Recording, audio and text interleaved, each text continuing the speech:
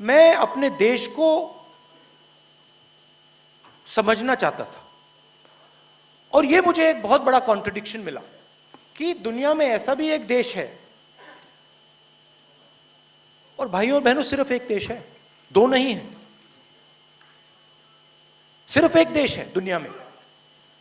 मैंने पढ़ा इसके बारे में और फिर मैंने देखा कि जापान में सालों पहले यह आइडिया हुआ करता था, मगर आज पूरी दुनिया में सिर्फ एक देश है जिसमें लोग कहते हैं कि मैं कुत्ते को छू लूंगा, कॉकरोच को मार दूंगा, मगर मैं इंसान को नहीं छूने वाला हूं। और मैं देखिए, मैं एक तरफ तो मुझे ये अच्छा नहीं लगा कि ऐसा हो सकता है, मगर शायद पता नहीं,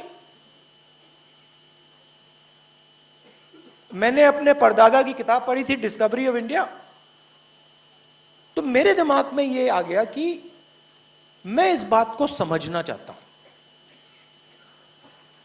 ये होता क्यों है, why exactly does this happen, and I have studied it now, certainly since I was in politics from 2004 to today, and it's been in the back of my mind, what is this, why is this happening,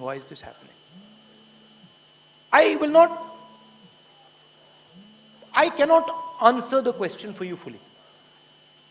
I cannot tell you that look, this is the precise reason it happens, but I have a sense now, much better than I used to before, that this is actually what is going on inside the person's mind when he says, I will refuse to touch you. सुबह उठते हैं, कहते हैं भैया सत्ता कैसे मिलेगी, रात तक मतलब वही करते हैं, फिर सो जाते हैं, फिर कहते हैं भैया अगले दिन उठ के कहते हैं सत्ता कैसे मिलेगी, हैं, और आज हिंदुस्तान में भरे हुए हैं। अब उसमें मेरी एक प्रॉब्लम आ गई, अजीब सी बात है, मैं सत्ता के बीच में पैदा हुआ, बिल्कुल बीच में,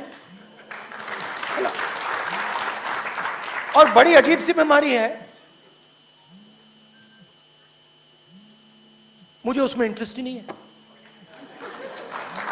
अब क्यों, अब मैं आप सच्चाई बोल रहा हूं,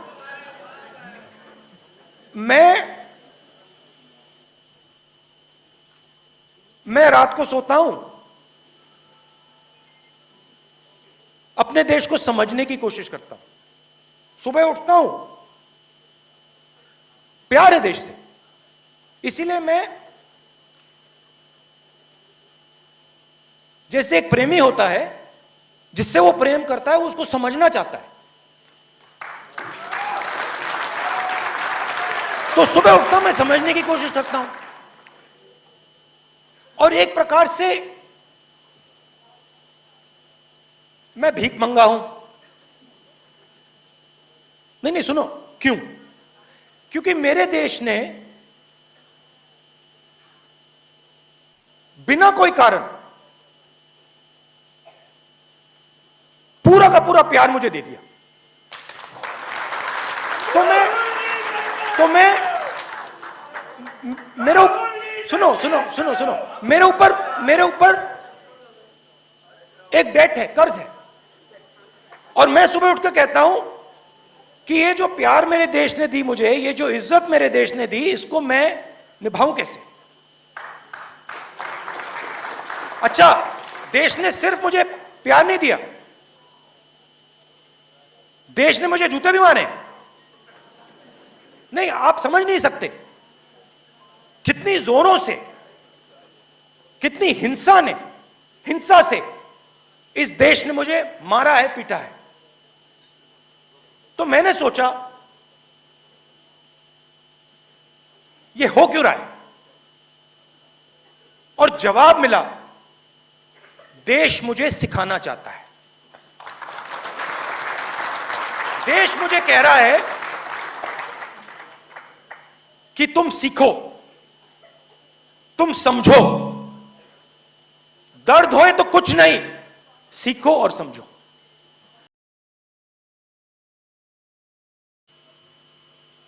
आपने कॉन्स्टिट्यूशन की बात की। कॉन्स्टिट्यूशन हिंदुस्तान का हथियार है, मगर इंस्टीट्यूशन के बिना कॉन्स्टिट्यूशन का कोई मतलब नहीं। फिर से सुनिए, इंस्टीट्यूशन के बिना कॉन्स्टिट्यूशन का कोई मतलब नहीं है। हम यहां कॉन्स्टिट्यूशन लिए घूम रहे हैं। आप कहते हो कॉन्स्टिट्यूशन की रक्षा करनी है, मैं कहता हूं कॉन्स्टिट्यूशन की रक्षा करनी है, मगर कॉन्स्टिट्यूशन को इंप्लीमेंट कैसे किया जाता है? इंस्टीट्यूशन से।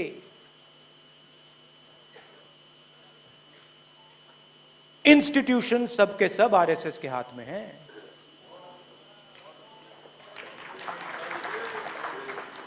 इंस्टीट्यूशन आपके और हमारे हाथ में नहीं है। अगर इंस्टीट्यूशन आपके और हमारे हाथ में नहीं है तो कॉन्स्टिट्यूशन हमारे हाथ में नहीं है। और ये कोई नया आक्रमण नहीं है। ये आक्रमण उस दिन शुरू हुआ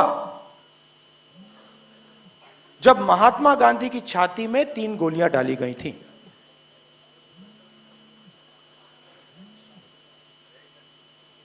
अंबेडकर जी हैं। अंबेडकर जी ने कॉन्स्टिट्यूशन को बनाने का, डेवलप करने का, प्रोटेक्ट करने का काम किया। और इसीलिए आज हमने वहां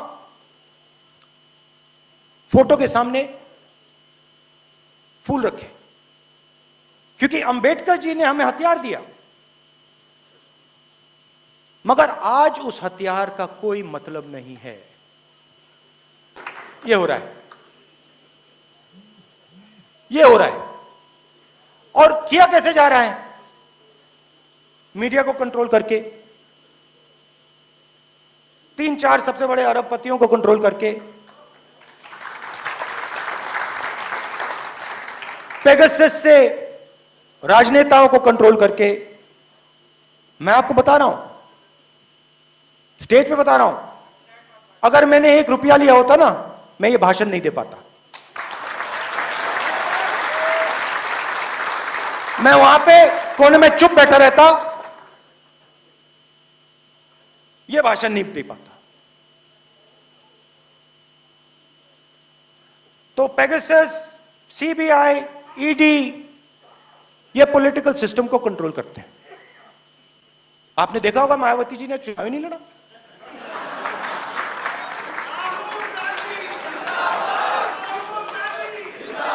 हमने मायावती जी को मैसेज दिया,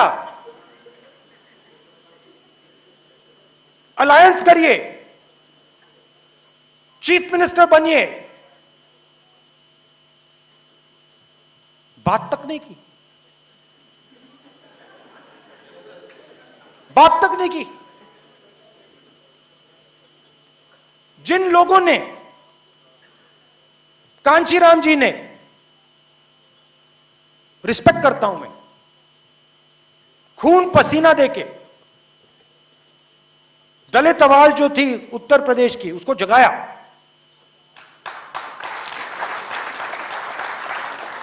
कांग्रेस का नुकसान हुआ, वो अलग बात है, मगर उस आवाज को जगाया। आज मायावती जी कहती हैं कि मैं उस आवाज के लिए लड़ूंगी नहीं। खुला रास्ता दे दिया। क्यों? CBI, ED, Pegasus. लड़ाई सिर्फ जनता कर सकती है। जब तक हिंदुस्तान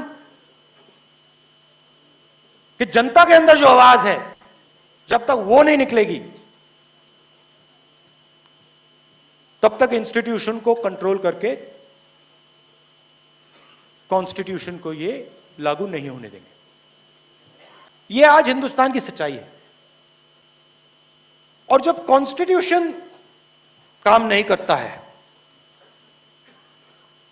तो सीधी चोट डायरेक्ट कमजोर लोगों पर जाके पड़ती है। कौन है वो? दलित हैं, अल्पसंख्यक हैं, आदिवासी हैं, बेरोजगार लोग हैं, छोटे किसान हैं, ये लोग।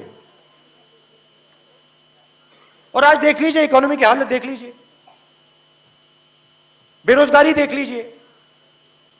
तो लड़ने का समय है, रास्ता है, उस पर बस चलने की जरूरत है। मुश्किल काम है, आसान काम नहीं है, रास्ता है, उस पर चलने की जरूरत है। धन्यवाद।